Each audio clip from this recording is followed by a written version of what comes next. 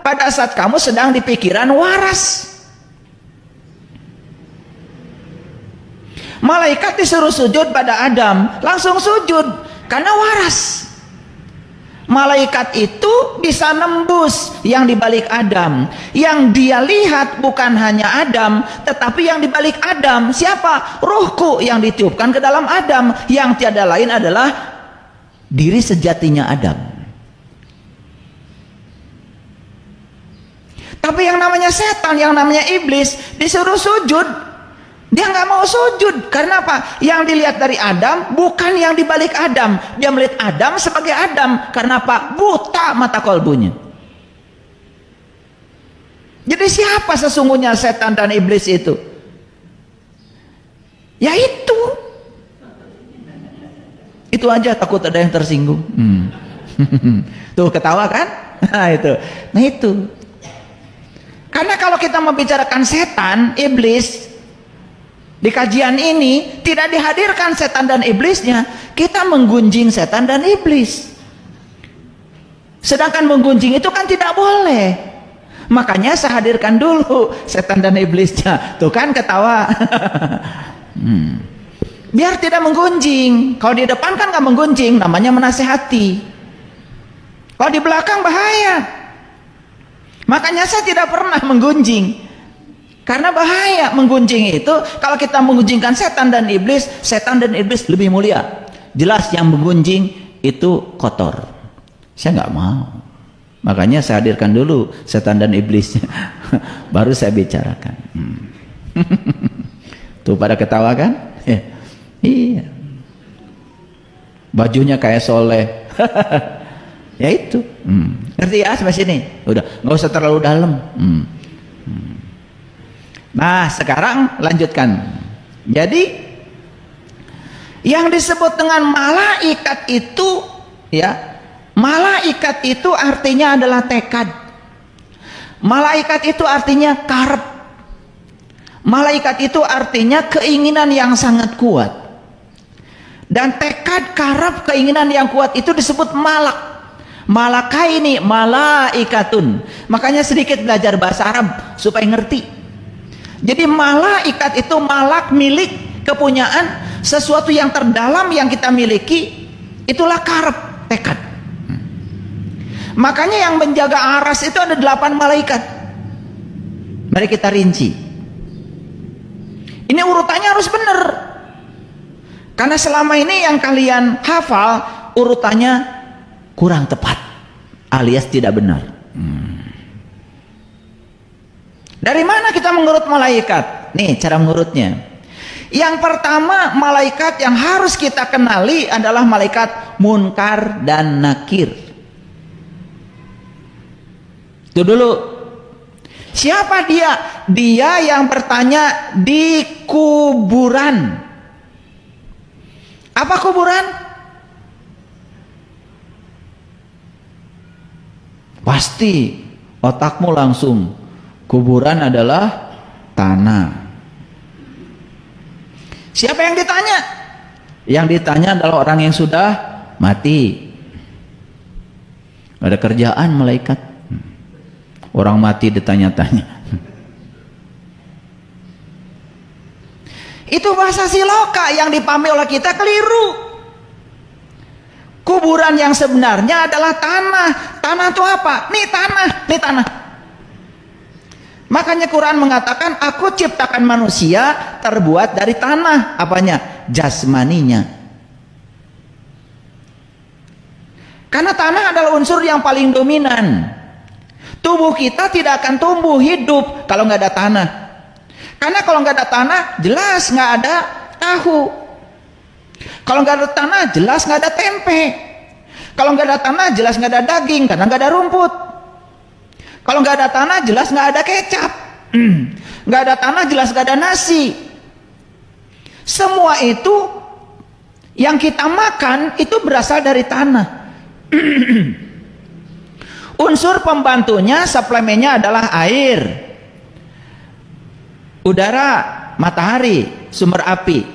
Tetapi unsurnya yang paling utama adalah tanah. Makanya kita terbuat dari tanah. Setuju sampai sini? Ya, kita ini terbuat dari apa yang kita makan. Gak pusing kan? Makanya bentuk tubuhmu ditentukan oleh mulutmu.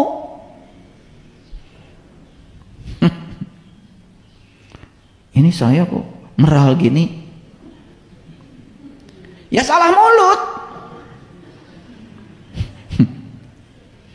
Emosimu ditentukan oleh piringmu. Makanya damai dimulai dari piring. Karena orang yang di piringnya masih makan, masih makan daging merah, masih makan gulai kambing, masih makan sate kambing, semua serba merah.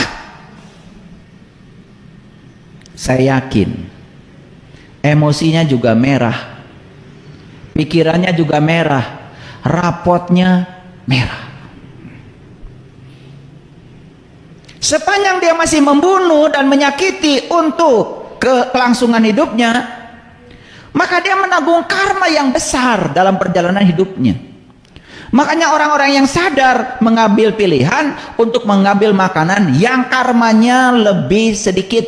Makanya makan buah dan sayur. Ini penting nih supaya ngerti. Jadi mulut dan piring itu bahaya kalau nggak dikontrol. Makanya kedamaian mulailah dari piring. Dari situ mulai kedamaian.